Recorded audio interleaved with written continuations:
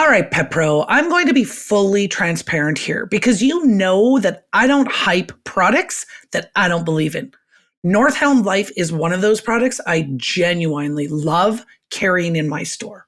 And that's saying something because Carly is super picky. Very picky. What I love about Northhound Life, though, is that they are premium, Canadian-made, whole food supplements for dogs. No fillers, no artificial flavors. Ever. These are clean, natural formulas that actually make sense from a holistic nutrition standpoint. And they're pet parent approved with vet approved ingredients, which is huge when you're educating customers and building trust. Exactly. Every formula is functional and backed by holistic nutrition, not trendy fluff. Plus, they're sustainably packaged, which makes them a perfect fit for natural and wellness-focused stores. They're also a small, woman-owned Canadian business, which we always love supporting. And from a retailer perspective, they've made it super easy. Fast shipping from Canada for Canadian retailers, shipping from within the U.S. for U.S. retailers, and no wholesale order minimums. Wow, no minimums? That alone removes a massive barrier for indies. And for our listeners, they're offering free shipping on your first wholesale order. Just head to wholesale.northhoundlife.com and use the promo code PetShopGirls. And remember, it's available in both Canada and the U.S. That's right. So if you're looking for clean, whole food supplements that align with how you actually want to show up for your customers, Northhound Life is absolutely worth your time to look at. Thinking about launching your own line of treats? You're in good company, and honestly, there's never been a better moment. That's right, because private label is exploding. In the U.S., private label pet care hit $5.5 billion this year, up 2.4%. And that wave is only getting bigger. Retailers aren't waiting for national brands anymore. They're building their own. And globally, private label isn't just growing, it's taking over. In places like Portugal and Hungary, private label pet food holds over 70% of the market. Here in the US, more than 80% of consumers say private label matches or beats national brands. Translation? Customers trust you just as much as they trust the big manufacturers. Which makes treats the easiest entry point. Fast margin, low risk, instant brand recognition, and customers love seeing your logo on something their dog already enjoys. That's where Aardvark shines. Aardvark keeps minimums small so independents can actually compete. No massive buy-ins, no complicated setup, just high-quality treats professionally labeled with your brand so your shelves look polished and premium on day one. And because you're listening to the Pet Shop Girls, your $600 setup fee is waived. Plus, you'll get 10% off your first order. Just tell them the Pet Shop Girls sent you. Go to artvarkpet.com and get started. Aardvark Pet Products, where your brand begins. Pet Shop Girls, the voice of the indie, the heart of the trade. Pet Shop Girls, unleash your power, let's make some waves. Hey everybody, I'm Sherry. And I'm Carly. Welcome back to another episode of the Pet Shop Girls podcast. I'm super excited about this one. This is going to be a good one. And I may have overdone it a little bit with the supporting documentation. Yes, you did, but it's good because it's necessary. Look, this is a topic that I have reached out to other coaching groups about, to other entities. And I'm like, hey, is there some type of leadership training available? And nobody's had a great answer for me. So we decided to make our own. Yeah. And here we go. And so it is extensive. That is for sure. So our exclusive Substack members are getting a whack of information, but not only is it your playbook, it is your manual on how to move managers, or even like, I don't want to say just young managers, because all managers can be in this situation where you're really good at what you do. And so then it's natural that the people in your workplace go, oh my goodness, you should be a manager. But if nobody teaches you how to be that leader, you're just a guy who was really good at doing what you did, but you don't know how to teach other people and you don't know how to lead other people. issues that I've run into are, you give them the authority and then it goes to their head and they start bossing people around Yep. for seemingly no reason, or they do it in the wrong way, or they want to be everybody's friend and they Yep. apologize for everything. And they just don't know how to delegate and all the things, and lead. Like at the end of the day, lead. Like I've also seen the opposite where, of course, in pet, oftentimes our managers are young and they may have to give direction to people that are older than them. And that puts them in an uncomfortable situation because they think like, well, I'm like 5 or 10 years younger than this person and I'm going to tell them what to do. Like it kind of goes against respecting your elders, right? That is definitely a thing that I've had because both of my managers that are in charge right now are in their early 20s. Yep. So, and I have people on my staff, in their 50s. Yeah. And it can be intimidating for somebody new to a leadership position that isn't used to that. Yeah. I think too, I don't think that this is unique to pet. I don't think this is unique to the pet industry because in my corporate world, I was asking for the exact same thing that you have indicated you've asked for, leadership training. And specifically, I went in my corporate role, I went from being these people's peer to now being their manager. So, yeah, and that's difficult too. Yeah. And that's what I was asking in my corporate role. I'm like, do we have any internal training that helps me go from being your peer to being the guy who tells you what to do? And they didn't have, they didn't have anything either. And they've been around for 100 years and they didn't have anything either. So of course, there I was researching on my own, like, how do you do this? I'm going to give you an example. This was fantastic. And a friend of mine who did not work in the corporate world was flabbergasted by this. So I become the manager of people that I used to work with. We used to be peers. We did the same job, just on different products. And now I'm the manager. And one of the things that we always did was we did our performance reviews for employees every year. This was not new. I didn't come up with this. And so what I did though for my team, because as an in-scope employee, when I worked in the corporate job, I hated these annual reviews, hated them. Everybody hates them. But as a manager, I figured, you know what? I'm going to try to remove as much pain as possible. And we called them PFEs, Performance for Excellence. That's what it was called, the review. And so I'm going to structure this PFE that basically it's as plug and play as possible. I'm going to align it with all of the corporate objectives. So basically they just have to go in there and give me check marks. You did this, you did this, you did this, and then tell me the things I don't know that you did. So I made it as painless as possible. No other manager had ever done that for me, ever. I was always the guy who was responsible for filling out the entire document. And they were long. These things were 15 pages long. Like, yeah, they were gross. Ew. Anyway, so everybody hated them, right? So I was trying to make it less hateable. And so I'm talking to my one employee who used to be my peer. And I had said, like, hey, I sent you your PFE. Can you just fill in the pieces that I've identified? It's super easy. You basically just have to check off the boxes to tell me what you did. And if there's anything that you have been working on that I'm not aware of, like, absolutely let me know so we can capture that too. And she looked at me and she said, why would I complete a PFE so that you can get a bonus? Oh, and I looked at her and I'm like, well, because you've been doing it for 17 years. She worked at the company for 17 years at this time. I'm like, you've been doing it for 17 years and you know that this is an annual responsibility of every employee in the company. I didn't make this up. Like, you need to do these things. And I didn't get a bonus because she did her PFE. Anyways, when I told my friend about this, who did not work in the corporate world, he's like, how can she talk to you like that when you're her manager? I'm like, because it's unionized and they don't care. Like, they don't care. That's a lack of respect. Huge lack of respect.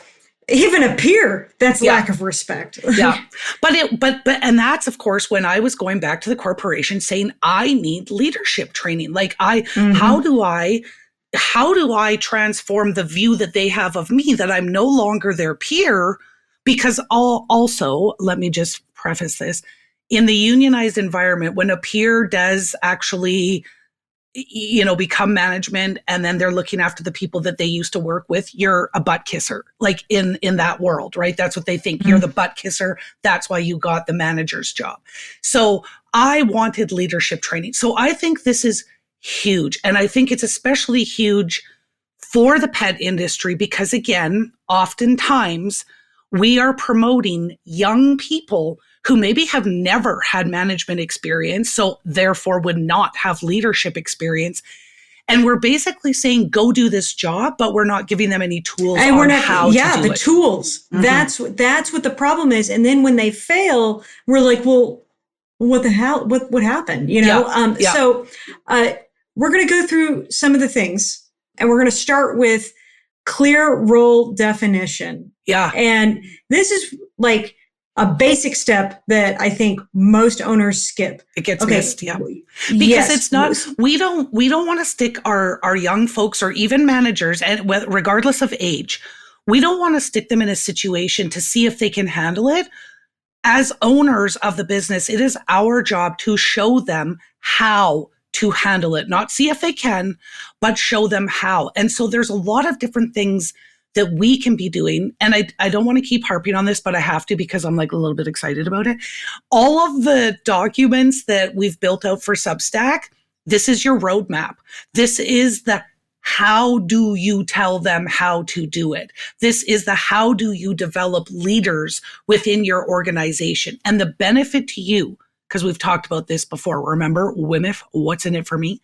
The benefit for you as the owner is that when you can start to delegate the responsibilities to competent leaders in your organization, you start to free up your time and start to remove yourself from the day-to-day trenches. You're not constantly putting out fires and dealing with minutia that somebody else can deal with. Yeah, when you're the only one that can because you kept it all in your head. Yeah. Yeah. So I think it all starts with what decisions can they make, without your approval? What should they escalate to your approval?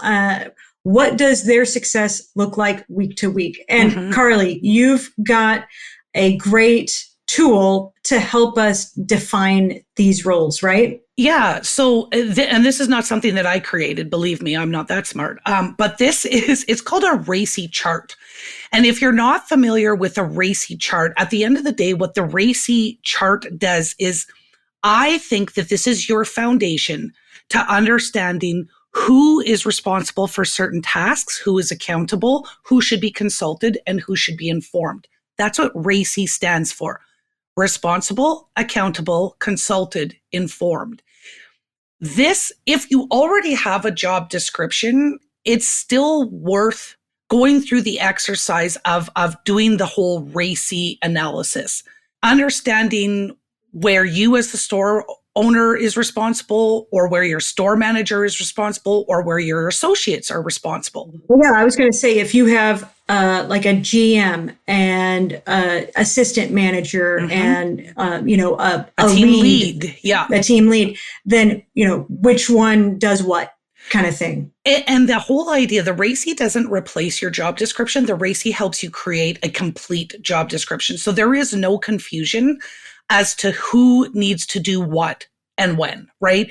And so, for example, hiring, Sherry, you as the store owner may be accountable for saying that, hey, we need additional resources, but it's your store manager or your GM who is responsible for making sure that those, all of the selection, all of the recruiting gets done and all of the interviews get done, and then picking a suitable candidate. And then they could come back to you and they could say, hey, here's who we've picked and this is why. But you didn't get involved in the whole recruiting and interviewing process. So again, the RACI is not going to replace your job description, but the RACI is going to really help you define your job descriptions. Because again, when we're talking about leaders, and again, age doesn't matter.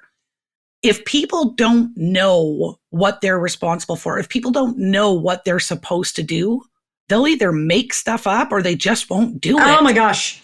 Yes, you're right. Like that's the worst, when they make something up. Also, if they keep coming to you to ask permission, like over and over and over again, it may not be a confidence thing. it's just they don't know where their boundaries are. It's a clarity issue, yes. Yes. Because they're not clear on what their specific responsibilities are or what they're supposed to be doing. So let's talk about, well, okay, first of all, the RACI, and again, I know I skimmed over that very quickly. But you have a beautiful infographic in Substack. And a kind of a little workbook that defines with examples what RACI stands for, gives you an example of a RACI chart for a pet business, and then it gives you the 7 steps on how you would actually complete your own RACI for your specific business, and then how you roll that out to your team. So and you guys, I've never actually done this. I did not know what a RACI was. Mm-hmm. So this was Carly explaining it to me, and she put all this together, and it is very simple how she outlined it and everything. And we're going to implement that at my store pretty soon. So it's a great tool. I'm really excited about it. You know, Sherry, when I first opened House of Paws, I was spending way too much time making documents that I needed from scratch. Employee handbooks, sales games, event planners, even little giveaways for customers. I remember, and those weren't just nice to haves. They make your store run smoother and kept your customers coming back. Exactly. Every document I created was because I needed it for my own store. And then I kept hearing from other pet pros, I wish I had something like that. I said that too, and that's what I love. These aren't theory. They're used in a real store with real results. I use your event planner every month. And now any indie retailer can grab them, save time, add their logo, and use them too. Right? So if you're tired of starting from a blank page, check out houseofpawspetpro.com and use promo code PetShopGirls to get 10% off your first order and see which documents can help you get your time back. Well, and let's back up even one more step from that. If we look at, okay, so RACI is how we can get to that very clearly defined job description. If you don't have job descriptions, but you have a manager, that's a problem. Right? Because your manager they're just doing what you did. And let's hope that as a store owner, you were a really good example of what a manager should be. Yeah, that's another problem that I think we're going to touch on in a minute. Like you've got to set the example too. I think you are. Oh, whoops. But here's what I want to talk about next. And this is a big one for me. It's the language, like how a manager should ask to get things done. Yep. I find that women have an issue with apologizing. I mean that's pretty well known. Yeah. So ladies, some of this is for you here, and including us store owners. I mean, I catch myself doing it still sometimes. Yeah. But women have a problem with apologizing when they're asking somebody else to do something. So like instead of saying, "Hey, sorry, I really need you to cover this shift," you don't do that. You say, "I need help covering this shift. Can you do it?"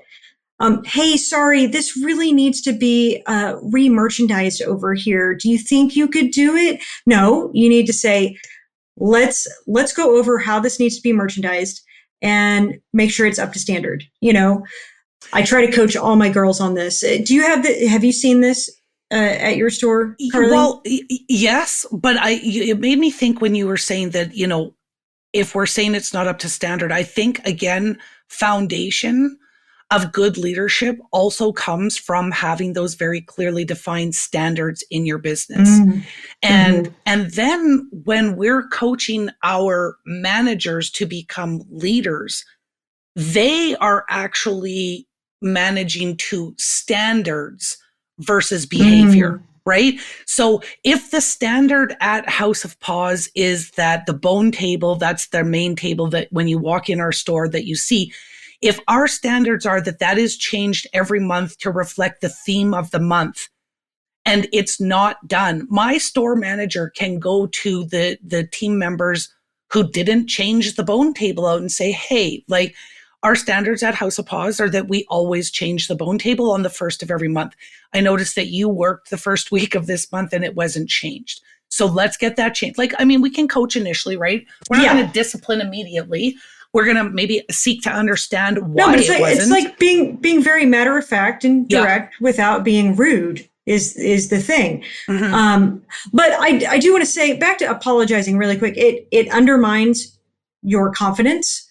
It implies that you're unsure to people. It shifts focus away from the task.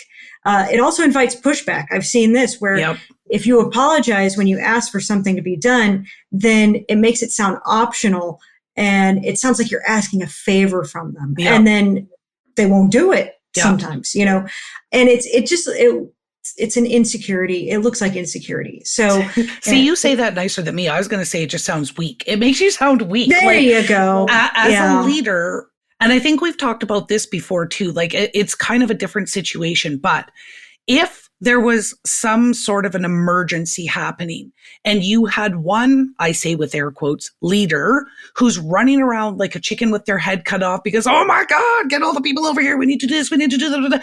And then on the other side of the room, you have a guy that says, okay, guys, we have a serious situation here. I want everybody to line up single file. I want you to follow me. Like, who are you following?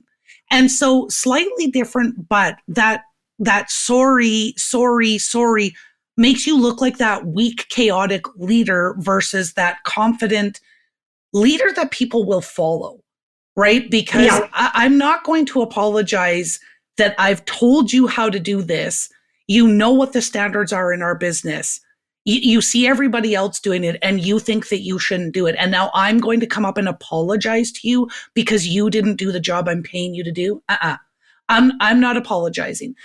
What I have said to my folks when I've had to, I don't want to say reprimand, but I'm going to say I was mildly correcting in a very firm manner. Okay. So that's how I say reprimanding. But so I was correcting behavior that I didn't want to see in my store.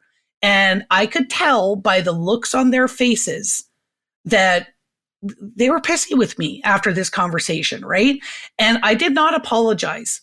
But what I said to them to end the conversation was, I get it that this was an upsetting conversation. You have 15 minutes to think the worst thoughts that you can about me because I'm an awful person. And then we're going back to normal because I refuse to feel uncomfortable in my own store. And I love that. Yeah. Like does it work? It does.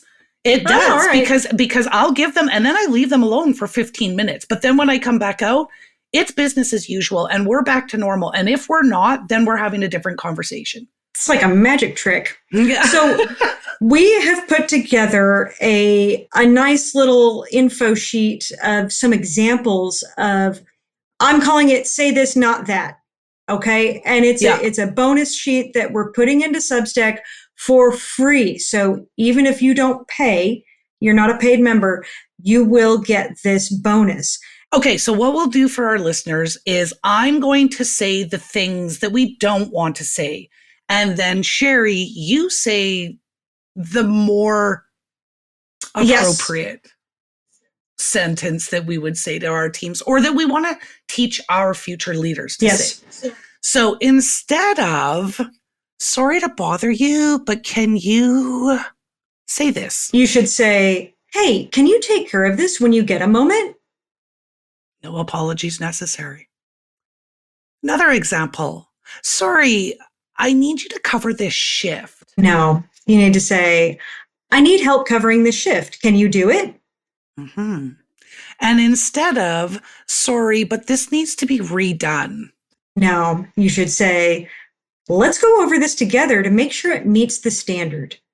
Exactly. So you know what? We're not saying that don't be this ogre troll who never apologizes. If you're wrong or if you made a mistake, apologize. If you lose your temper and you are, I'm going to tell you what my grandma always used to say to me. You treat others the way you want to be treated. Yes. Well, and look, I make mistakes and I have made mistakes in front of my staff. And I will turn around and be like, I totally messed up there. And here's what I did wrong. And I want you guys to learn from that. I just learned from it. I want you to learn too. Yep. Like we've talked about it too, that our teams use Discord. And one of the reasons that my team uses Discord is that's our shift handoff.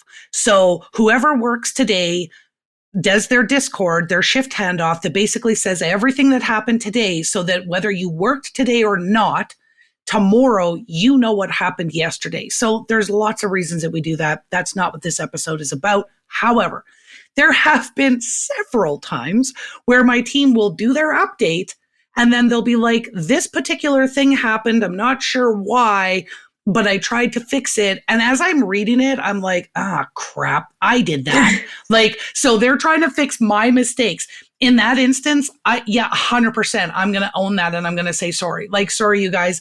There's a time and a place to apologize, but and it's not when you're providing direction. It's literally legit when you made a mistake. Okay. Did we want to touch back on younger managers managing older trying people? To manage older people? Yes, because I think that's going to be common. Yes. Yeah. So I just wanted to say this because I have had this issue before too, where the young manager goes around bossing everybody around, and they think that's what it is to be a leader. But the problem is you don't want to try to prove you're the boss.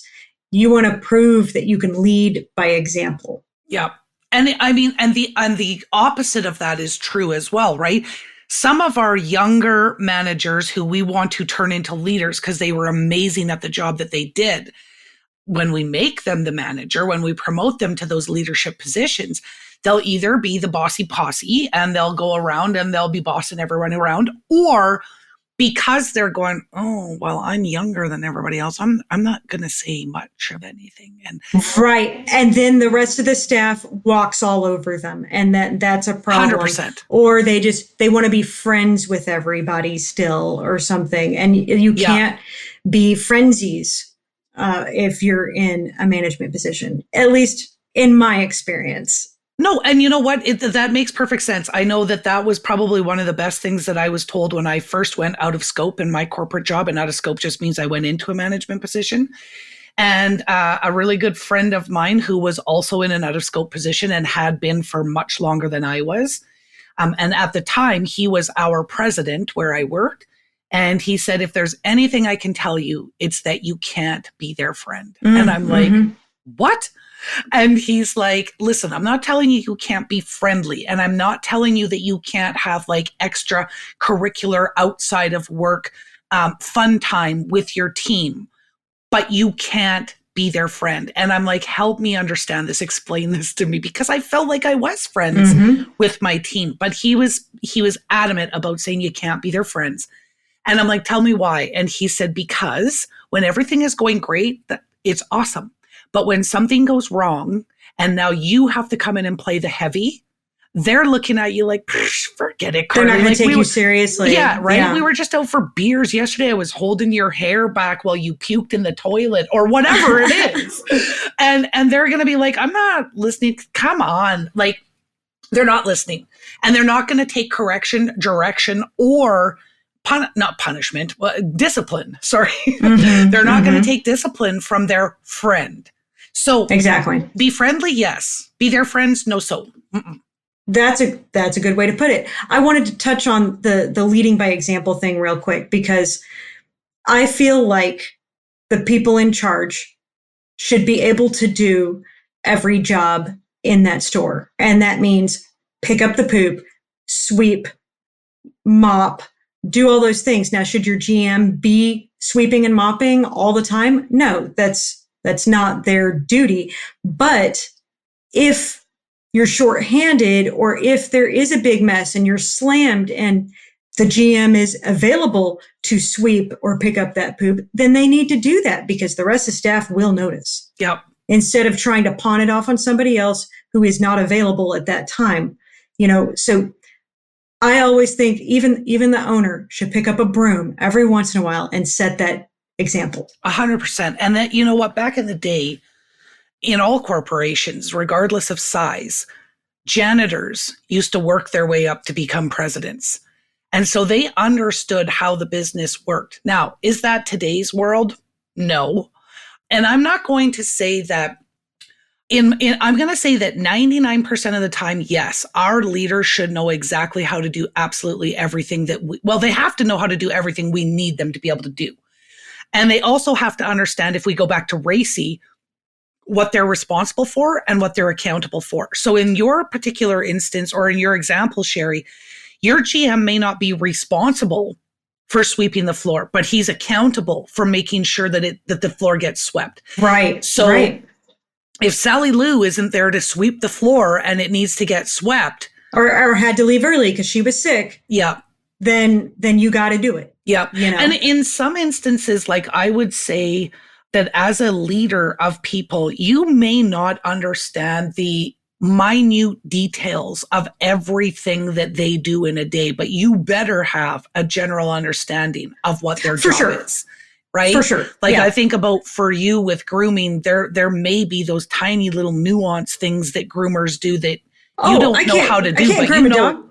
Yeah, but you know what the dog's supposed to look like when they're done being groomed. Yes, right. I can tell the difference between a good groom and a not good groom. I know, because you always make fun of my little boy's toes. No, he does have Grinch feet sometimes. Yes, LGTs, those are little Grinchy toes. All right, this next one is something that we are all still working on, and it is difficult because it's something where there is some confrontation, right? Mm-hmm. And you've just got to stare that confrontation down its throat and deal with it. So this is coaching when it happens, not after the fact. And you had a really good analogy. I liken this to if say a puppy pees in the house and you find it 2 days later, you're not going to shove their nose in that pee spot 2 days later. They're not going to understand what you're talking about. No, you can't do that. You have to do it right after they did it, because same thing happens for people. So I can't go reprimand somebody 2 days later after they did something. It doesn't work. Yeah, so coaching, regardless of whether the message is perceived as positive or negative, always has to be timely. Right? So it's the same thing as dog training, and everybody listening to this understands that. The dog who pees in the house 2 days ago, you can't go reprimand him 2 days later. The dog who sits when you ask him to, you can't praise him 2 days later. Right. Our staff is the same. So if you see them doing the things that you want to do, encourage and reward that behavior. On the other side, if you see them doing the things they're not supposed to be doing, correct and explain the correct behavior at the time that it happens, or as quickly as you can, right? I mean, if you're not in the store all the time and when you get back, you heard that Sally Lou just unloaded on a customer because they asked her where the cat litter was, and you weren't in the store to correct that behavior, the minute that you are aware of it, you go have that chat with Sally Lou. I think with our young managers, they tend to freeze when they have to correct because they're afraid of being mean, or they're the embarrassment that they, either for them or for the person that they're correcting, or they believe it's not their place, or they just default to telling the owner. But the problem with that is they'll tell the owner, and then the owner has to deal with it 2 days later, and then it's not effective. And then what is the purpose of that leader in your company? Now, again, if you just promoted somebody to a leadership position yesterday, don't expect perfection tomorrow. There will be that transition period where they are going to be in the process of building their confidence, but you have to help them with that. So for a while after promoting a brand new manager, they are going to come to you because they're unsure. A lot of this uncertainty also will come from if you don't have that job description, or if you haven't clearly identified what they need to be doing. So that's why we kind of went there first. We've got to build that foundation so that they can build their house. And we need to give them that solid foundation so that they can build their house and really come into their own leadership style. Yes, there we go. Yeah. Okay, I really like this formula here. This may help some people listening. So you want to name the behavior, which is neutral. You want to be neutral about everything. So, for example, I saw the freezer door left open. Mm-hmm. Then you want to state the expectation. We close it immediately to protect food safety. And then you want to direct the change. Please double check it next time. That's all you have to do. Do you know what I see there, Sherry? I see an acronym. This is NSD. Name the behaviors, state the expectation, and direct the change. NSD. And I think it's like, I've covered this in my soft skill training for my team. And I put it under soft skills, and it was with regards to ownership. And I say the exact same things, like when you see something, own it. Don't see a pee on the floor and go, oh, somebody's dog peed on the floor, and then just keep on walking.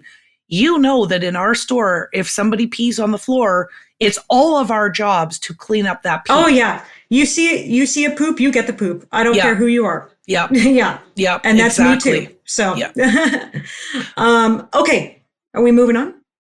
Yes. I just wanted to make sure. So when for our young managers, when they're coaching in real time, because they see the thing the subordinate did not do, there will be times that they need to escalate to you. I would say that for sure. Right. And I would say that in the majority of cases, when I go up to somebody and I say, hey, I saw that the freezer door was left open, but we need to close it immediately to protect our food safety. So please double check it next time to make sure that it's not left open.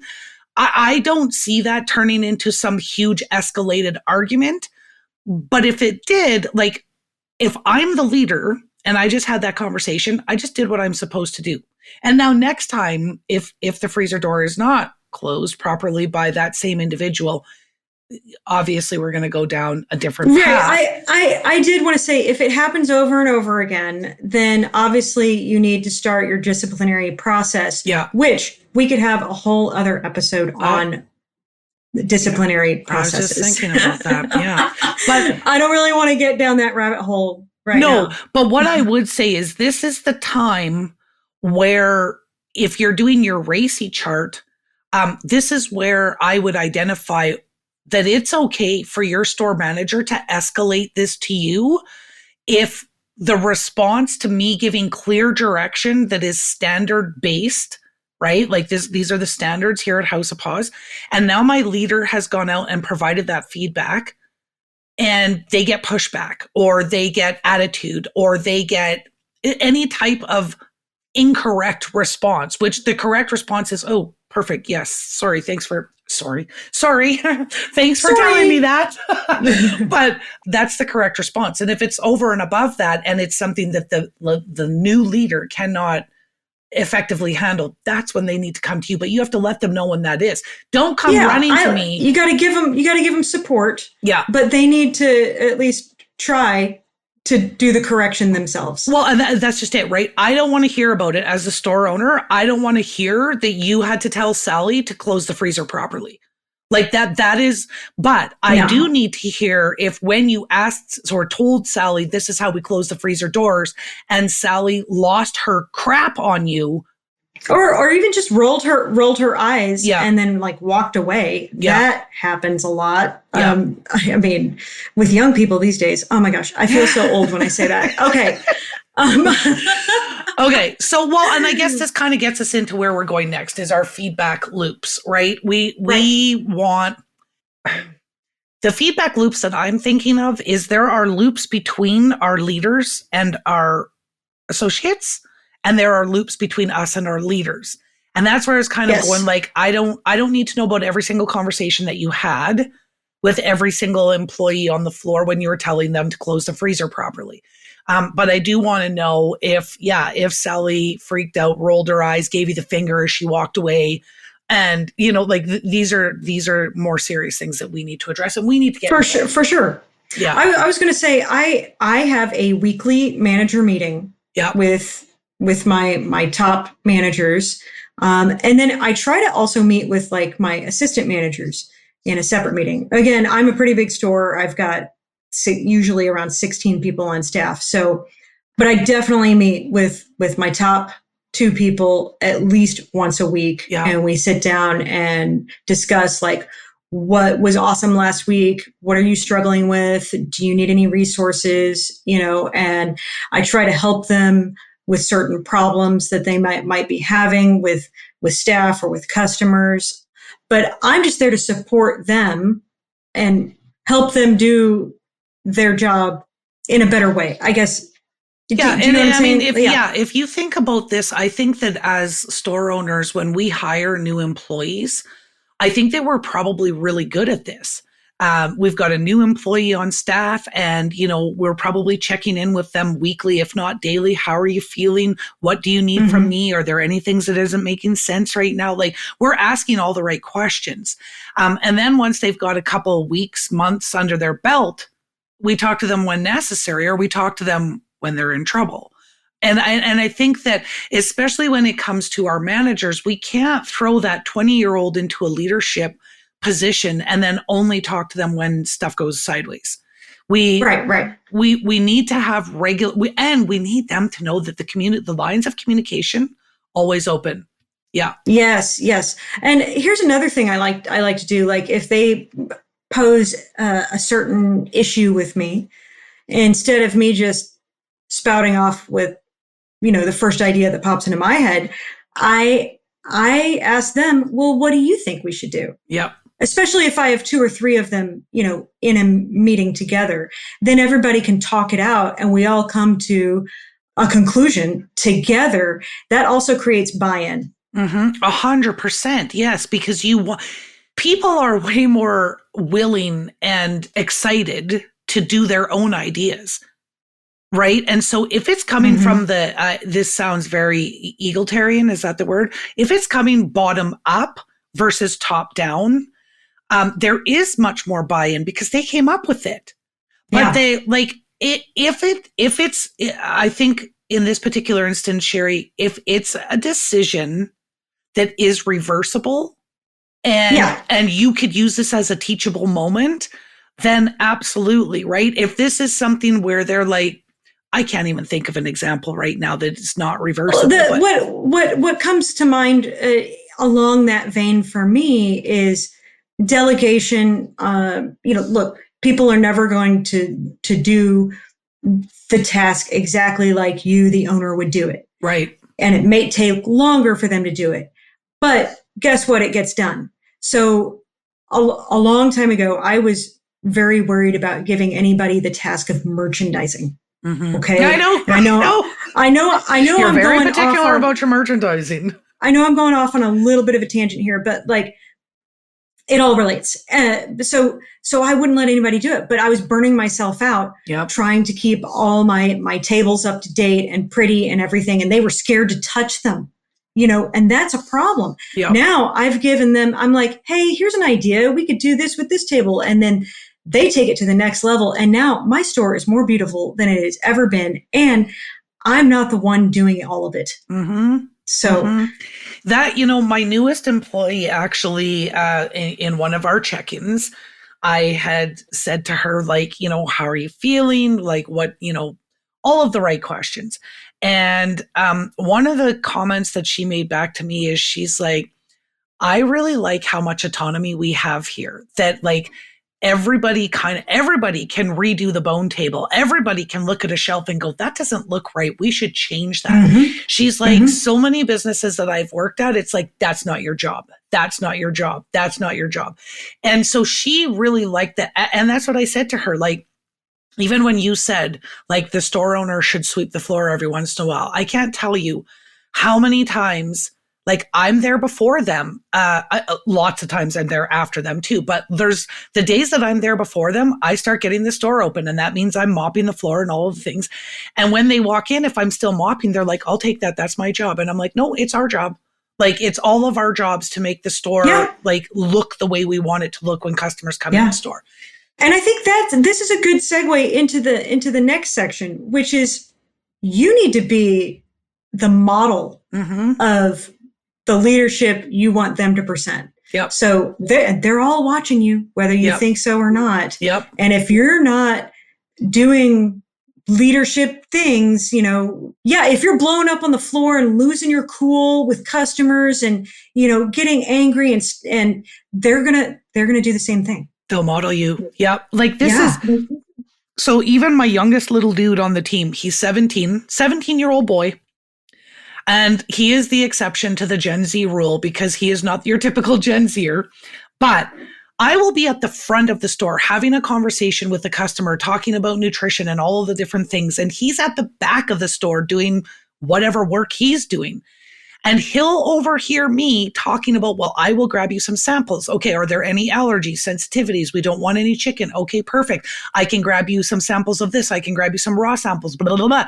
And when I walk back to the back of the store to go grab my samples, he's got everything packaged and ready to go for me. Oh, that's beautiful, isn't it? Oh my gosh. Even though he's doing that's very intuitive for him. And honestly, that is hard to teach. And he's not but you know where he learned it from? The rest of my team. Because they do that, right? They hear me flapping my face at the front about whatever. And even though they're working on their own stuff, they're always kind of, my store is not big. Like they can hear me when I'm at the front of the store and they hear me talking about the stuff that I'm going to give the customer, whether it's this piece of documentation or this QR code or this business card for another business or samples. And my team is sitting at the back of the store getting everything ready so that when I walk up, they literally hand me a bag of all the different samples and documentation and whatever else I was talking to the customer about. And I walk right back to the customer. Anyways, so they learn that from each other because they all do it. But the point I was trying to make is even my little 17-year-old boy, because he is a 17-year-old boy, even he is doing that. He overhears the conversations while he's doing the other things. And we're working as a team because he's helping. Teamwork. Yeah. Totally. But so now when we're teaching them, I guess, how to toe the line in our store, and especially when we're speaking about managers who we want to make leaders, because there's a difference between a manager and a leader. Like I used to have this on my wall at my corporate job, and it was a little, I get they probably weren't called memes back in the day, but it was a little cartoon that had a picture of a manager with all of his people behind him. And he's like, follow me because I know the way. And then beside that was a picture of a leader who was behind his team saying, show me the way. There is a difference. And I think that leaders support their team. They don't put themselves first. That manager that we promote, that's running around and is the bossy posse, and they're like, I'm the manager, you do what I say. That's a power trip. For sure. Right. But the leader who is like, I'm here to support you. And so tell me how I can do that. Here's what I've observed, like all of those things. That is the leader who walks behind his team and supports them. Yes, that's a great way to put it. Wow. So then when we make these people managers, whether they're young or older, it doesn't matter, and we want them to be a leader in our organization, we're asking them to manage to the standards that we've created for our store. So that's critical that we have those standards in place. We're asking them to be accountable and to hold the rest of the team accountable. And that isn't mean. That's the structure you need to make sure that your business runs the same way, whether you're there or not. And it runs as though you are, whether you're in the place or not. Yeah, for sure. Some last minute side tips I'd like to throw out there are, you definitely want to cross train, especially if you're in a store like mine that has 4 different departments. I like everyone to be cross trained as much as possible. But, it's not like my fish guy can groom a dog, but at least where are the fins? At least they need to know, how boarding works and, how to feed the dogs and how to go pee a dog and how to check somebody out at the register, how to take an appointment. Everyone needs to know all the things so that they can step in that role if needed. Yeah. I also like to share numbers. So I used to not do it. But if you share the numbers, like, how is the business doing? Even if it's not doing great, they need to know, and they need to know what your goals are. If they don't know where they're going, how are they going to get there? Exactly. It's, and I remember, like, I've always shared my numbers with my team. And when we first opened, it was a small team, right? It was myself and my 2 girls.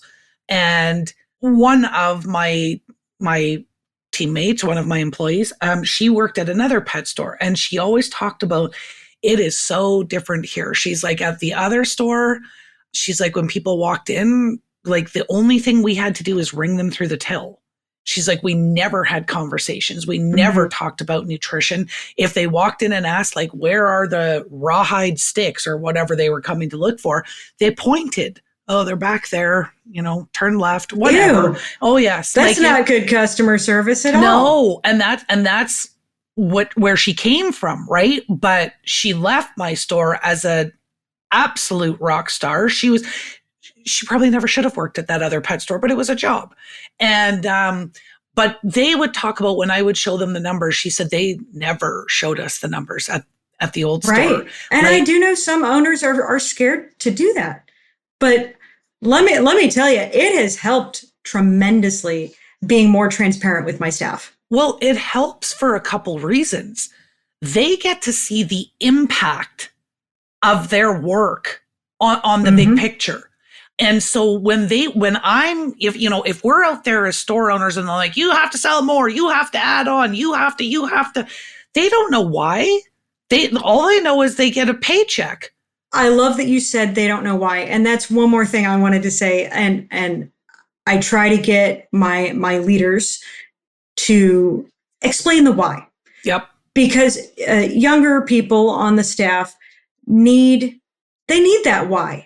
They need the backdrop of why do we need to add on? Well, because if you add on $5 to every sale, that could add up to $5,000 extra each month. And then we're going to be closer to our goal. And then we're going to hit bonus. And then you're going to get more money. You got to explain the full picture to them. Yeah. And then they're more motivated. I've done it at my Christmas parties. Like, no word of a lie. I made up like a report card for House of Paws. And then I shared that at the Christmas party to, like, show our numbers. This is where we excelled this year. This is where we improved. This dropped. This increased. And they love it. Like, they want to be part. If you truly want that person who looks at your business as they're a part of something, not just a guy who punches a clock, then you have to involve them. And that goes beyond numbers. That's like, hey, February is Pet Dental Month. What do you have for ideas for a promotion we could do? Or what kind of an event could we have? Like, get them involved. Or like, I'm like, hey, what products do you like? If you're not sure, you need to bring in a new toy line. You need to expand your toy section, for example. I've gone to my staff and been like, what do you guys want? Or what are you hearing customers asking for? Because I'm not at the front desk all the time anymore, and they're going to actually know better than me. They also likely have their own pets. And so they're probably using products that they didn't get from your own business, right? They had it before they got the job with you, or they found it online, but they love it because my guys constantly would research products, treats, toys, whatever. And they did the research. And then they would come to me and they'd be like, I think we should bring this in. Here's why. Like, they're giving me the why. And I'm like, oh my God, I love that. Right? Like, so yeah, to wrap this up, Sherry, you're taking so long. To wrap this up. Well, we covered a lot here. And it's good stuff. I know this one took a little bit longer, yeah. Listen, I kind of feel like maybe we bounced a little bit like a basketball in a volleyball court, or whatever, like we were all over the place. The information that we have put together in Substack, that is your step by step. How do you move your managers or highly performing employees into those leadership roles? And it's detailed, right? So there's the infographic, obviously, which is kind of your quick reminder on the wall. There is the Young Manager Leadership Playbook that basically is telling our owners how to coach managers into leaders instead of just expecting them to figure it out. Because if we don't train our young managers on how to lead, they will lead, but they'll do it by guessing. And guessing becomes very expensive for you as a store owner. Expensive, Yeah. yes. So, Yeah. and then there's the other document in there. We've got the Young Manager Leadership Worksheets. So these particular worksheets are the tools that your manager will use as you're basically putting them through this leadership training. It's not a workbook that they sit down and then just fill out from end to end, cover to cover. You're going to use these worksheets during specific instances while you're teaching them how to lead. And then we also built out the owner's guide, and that's exactly how you use the playbook and the worksheets. And then, of course, the bonus that we've got, there's two bonuses. One is free. One will only be available exclusively to our paid members. But the one bonus is the RACI infographic and workbook, teaching you how to implement RACI in your team so that you can have those clearly defined job descriptions. And then the free bonus will be say this, not that. Yeah. So yeah, it is, it's extensive, but well, as we opened the show with, there's this kind of leadership training doesn't exist. Like, how do you move up here to now the guy that everybody else has to listen to when they just went for beers and pinball with him yesterday? Like, Yep. And how do we make sure that they are leading in our companies the way that we want them to? If you are the leader in your organization as the owner, so you don't have a store owner or a store manager and you're it, there's still gold in here for you, because maybe that will not always be the case. Maybe you will not always be everything in your store. For sure. Because I've said it before, when I started my store, I was 23 years old and I could have used some pointers like this. Yeah. Because surprisingly, college didn't teach you this. No, college or university here in Canuckland doesn't teach you business. I have a business degree and marketing, and like they did not teach any of this. No, I know. I have it's business. Crazy. I have business. I have HR. And I have advanced adult education. And out of those three designations, my advanced adult education is the training, the formal training I use the most. Wow. Yeah. So, wow. Anyways. All right. Well, we are really hoping that you find lots of good nuggets in here. We know you will. If you're not a member of our Substack community, Off the Record, Pet Shop Girls Off the Record, the gold lives there. This is a little bit of verbal diarrhea for you on all of the topics we talk about. But the playbooks are truly where the gold lives, and gives you those step by step of how you implement this. And then you sit there and you light cigarettes with $100 bills because you're making all the money. Hells yeah. All right. All right, That's what I'm talking about. Until next time, bye-bye. Bye. All right, Pet Pro, that's it for this week. Don't forget to follow, like, and subscribe. Just hit all the buttons. And if you want more, join us in the Indie Insider, our private Facebook group for pet pros. Then you'll never miss the podcast that makes you sit, stay, and beg for more. The Pet Shop Girls. Pet Shop Girls. Challenge, y'all.